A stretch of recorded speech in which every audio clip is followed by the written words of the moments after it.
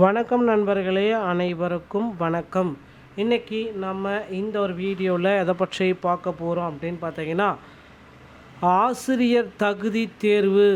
TET paper 1 மற்றும் paper 2ல் சிறப்பு டெட்டுக்கு உண்டான அறிவிப்புகள் எல்லாமே வெளியிட்டிருக்காங்க.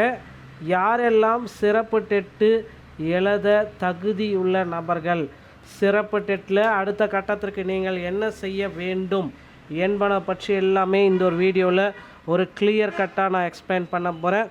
மதிப்பெண் இடஒதுக்கீடு தேவையில்லை, பட்டதாரி ஆசிரியர் சங்கம் குமுறல் பண்ணியிருக்காங்க. என்னன்றதை பற்றி தான் இப்போ உங்களுக்கு கிளியராக எக்ஸ்பிளைன் பண்ண போகிறேங்க. 2026 ஸ்பெஷல் டெட்டு டீச்சர் தனியார் பள்ளி ஆசிரியர்கள் ஆல்சோ எலிஜிபிள். அரசு பணியில் இருக்க ஆசிரியர்களாக இருந்தாலும் சரி, தனியார் பள்ளியில் ஒர்க் பண்ணுற ஆசிரியராக இருந்தாலும் சரி, ஸ்பெஷல் டெட்டை நீங்கள் எழுதலாம். தேர்வு ஆல்ரெடி நடந்து முடிந்த தோல்வி அடைஞ்ச தேர்வர்களுக்கு இந்த டெட்டை அனுமதி கோரி விண்ணப்பம் வச்சுருக்காங்க. கண்டிப்பாக இவர்களுக்கும் ஒரு பெரிய அனௌன்ஸ்மெண்ட் ரெடியாக இருக்குது. மக்களே, டெட்டில் ஃபெயில் ஆன நண்பர்களே கவலையை விடுங்க, இவங்களுக்கு உண்டான ஒரு மாபெரும் அறிவிப்பு விரைவில் வர இருக்குங்க. 2026 டெட்டுக்கு உண்டான நோட்டிஃபிகேஷன் நமக்கு வெளியிட போகிறாங்க. 2026 புதிய நோட்டிஃபிகேஷன் டெட்டுக்கு உண்டான புதிய நோட்டிஃபிகேஷன் வெளியாக ரெடியாக இருக்குது, தயாராகிக்கோங்க. இந்த ஸ்பெஷல் டெட்டை பார்த்திங்கன்னா யாரெல்லாம் எழுதலாம் பேப்பர் 1 மற்றும் பேப்பர் 2ல் அப்படின்ற ஒரு குழப்பம் மட்டும்தான் இப்போ இருக்குது. நிறைய மக்கள் மத்தியில் இருக்கிற ஒரே ஒரு குழப்பங்கள், இந்த ஸ்பெஷல் டெஸ்ட்டை நான் எழுத முடியுமா சார்? கண்டிப்பாக எழுதலாம் மக்களே. தனியார் பள்ளி ஆசிரியர்களாக இருந்தாலும் சரி, அரசு பள்ளி ஆசிரியர்களாக இருந்தாலும் சரி, ஸ்பெஷல் டெட்டை நீங்கள் தாராளமாக எழுதலாம்.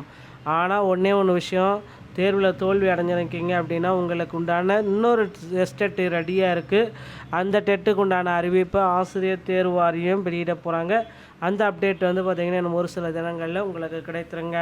தமிழ்நாடு உயர்நிலை மேல்நிலைப் பள்ளி பட்டதாரி ஆசிரியர் சங்க மாநில தலைவர் மலை கொழுந்தன் வெளியிட்டுள்ள அறிக்கையில் என்ன அப்படின்னு பார்த்திங்கன்னா, இந்தியா முழுவதும் உள்ள ஆசிரியர்கள் பணியில் தொடருவதற்கு, பதவி பெறுவதற்கும் ஆசிரியர் தகுதி தேர்வு கட்டாயம் என்ற தீர்ப்பை 2025 செப்டம்பர் 9 உச்சநீதிமன்றம் வழங்கியது.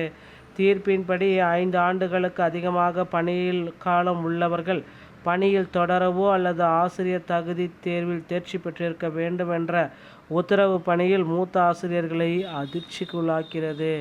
இந்த நிலையில் தமிழக அரசு சார்பில் நடந்த ஆலோசனை கூட்டத்தில் ஆண்டுக்கு 3 ஆசிரியர் தகுதி தேர்வுகளை அறிவிக்கப்பட்டிருக்கோம் அப்படின்றத தெளிவாக அவங்க ஒரு பக்கம் குறிப்பிட்றாங்க. கடந்த ஜனவரி 28 வெளியிடப்பட்ட அரசாணையில் ஆசிரியர் தகுதி தேர்வு தேர்ச்சி விகிதம் SC ST பிரிவுக்கு 40%, அதாவது 150க்கு 60 மதிப்பெண்கள், BC MBC இந்த பிரிவினருக்கு 50%, அதாவது 150க்கு 75, OC மற்றும் STக்கு எல்லாத்துக்குமே பார்த்திங்கன்னா 60%, அதாவது 150க்கு 90 மதிப்பெண்கள் பெற்றிருந்தால் தேர்ச்சி அப்படின்ற மாதிரி குறிப்பாக சொல்லியிருக்காங்க. தொடர்ந்து இந்த மாதம் 13 ஆசிரியர் தேர்வு வாரியம் சார்பில் பணியில் உள்ள ஆசிரியர்கள் மற்றும் ஆசிரியர் தகுதி தேர்வு அறிவிப்பு வெளியிடப்பட்டுள்ளது. நாளை மறுநாள் முதல் ஏப்ரல் 10ஆம் தேதி வரை விண்ணப்பிக்கலாம். வரும் ஜூலை 4 முதல் ஜூலை 5 தாள் 2 தேர்வுகள் நடைபெறும். ஆனால் பணியில் உள்ள ஆசிரியர்கள் ஏற்கனவே இடஒதுக்கீடு முறையை பின்பற்றி தன் பணிக்கு வந்தவர்கள் என்பதால் இவர்களுக்கு நடைபெறும் ஆசிரியர் தகுதி தேர்வுகளில் மீண்டும் ஒரு முறை இடஒதுக்கீடு சார்ந்த ஒதுக்கீடுகள் தேவையில்லை. பணியில் உள்ளவர்களுக்கு நடத்தப்பட்ட ஆசிரியர் தகுதி தேர்வுகளில் பொதுப்பிரிவினர்கள் உள்ள அனைவரும் 40% தேர்ச்சி மதிப்பெண்களை பெற்றிருப்பது, அதாவது 150க்கு 60 மதிப்பெண்கள் தேர்ச்சியாக அறிவிக்கப்பட வேண்டும் அப்படின்றத குறிப்பாகவே கோரிக்கை வச்சுருக்காங்க. நிச்சயமாக இவர்களுடைய கோரிக்கைகளை ஆசிரியர் தேர்வு வாரியம் வெளியிட போகிறாங்க, பொறுத்து நம்ம பார்க்கலாங்க.